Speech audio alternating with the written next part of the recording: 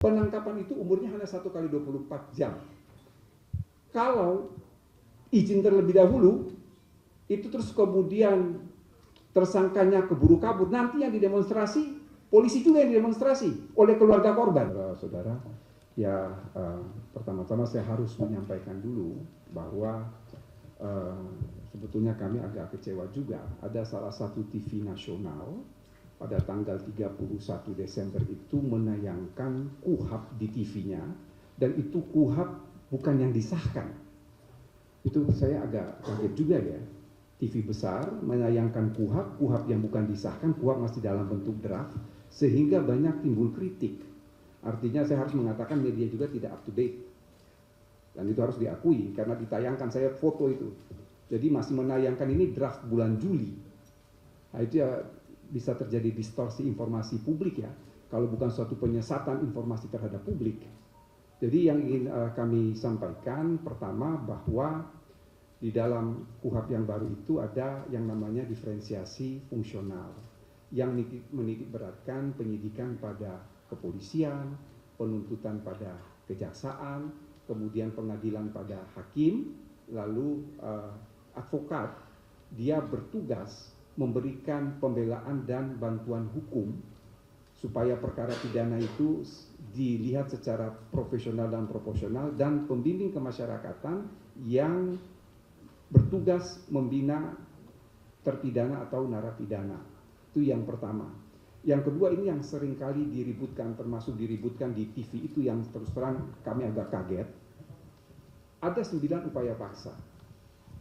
9 upaya paksa itu, 1 penetapan tersangka, 2 adalah penggeledahan, 3 penyitaan, 4 penangkapan, 5 penahanan, 6 pemeriksaan surat, 7 pemblokiran, 8 penyadapan, dan 9 adalah larangan ke luar negeri.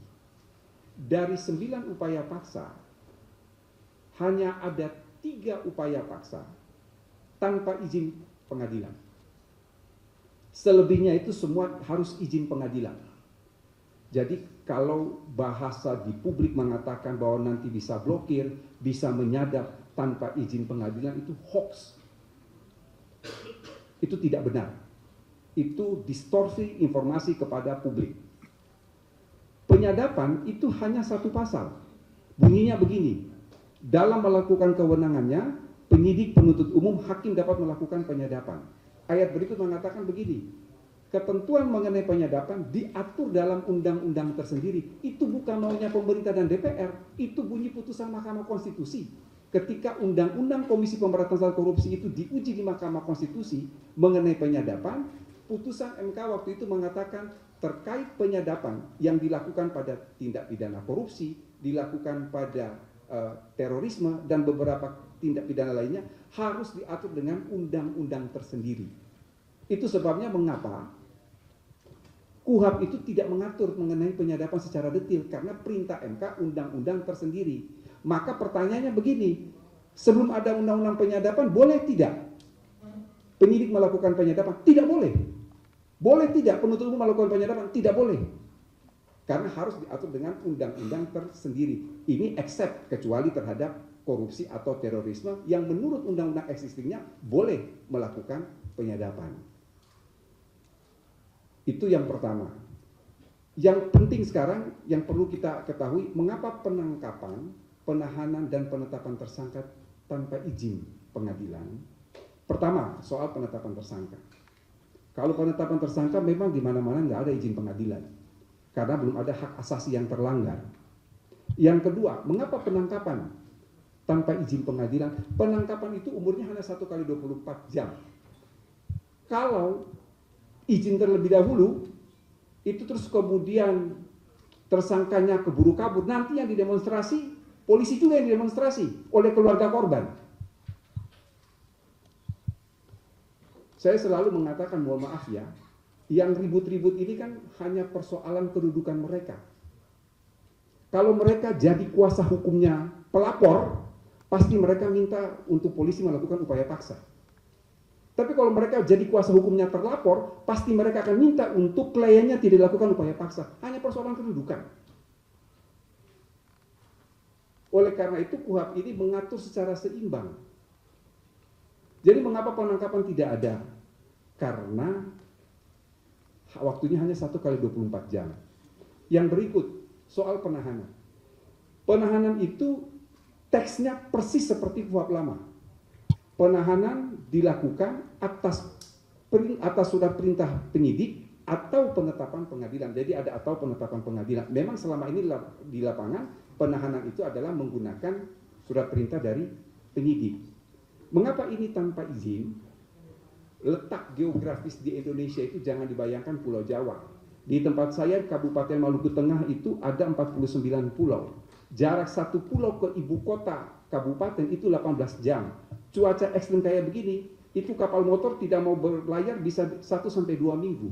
Kalau harus dihadapkan, harus minta izin, kemudian tersangkanya itu keburu kabur, siapa yang mau tanggung jawab? Jadi letak geografis, itu yang pertama. Yang kedua, kita tidak tahu bagaimana situasi di lapangan terkait penahanan ini. Situasi di lapangan itu yang kemudian ada penilaian subjektivitas untuk apakah bisa dilakukan penahanan ataukah tidak. Apalagi kalau tindak pidana dilakukan itu membahayakan. Yang ketiga, kalau izin ini kan adalah izin pengadilan. Saya kira Pak Habibur Rahman ketika kita membahas pasal ini, kalau teman-teman memutar kembali rekaman pembahasan pasal mengenai penahanan di DPR waktu kita berdiskusi dengan Komisi 3, kita membahas dalam rapat panja tersebut, itu pimpinan Komisi 3 mengatakan bahwa berdasarkan mereka melakukan public hearing dengan teman-teman pengadilan, memang pengadilan tidak sanggup kalau kemudian ini harus meminta izin terlebih dahulu, karena penahanan yang dilakukan, penyidik itu kan bekerja 1 kali 24 jam. Dia bekerja 7 hari dalam seminggu, dia bekerja 365 hari dalam setahun. Sementara pengadilan itu kan hari Senin sampai dengan Jumat.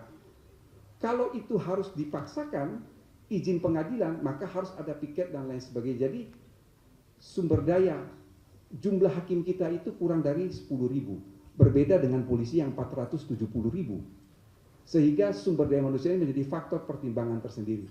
Tetapi apa balancingnya, apa pengawasannya terhadap upaya paksa itu? Baik penetapan tersangka, penangkapan maupun penahanan itu merupakan objek pra peradilan. Jadi silakan dilakukan pra peradilan. Bahkan salah satu kemajuan dari KUHP yang baru, pra peradilan itu tidak hanya upaya paksa.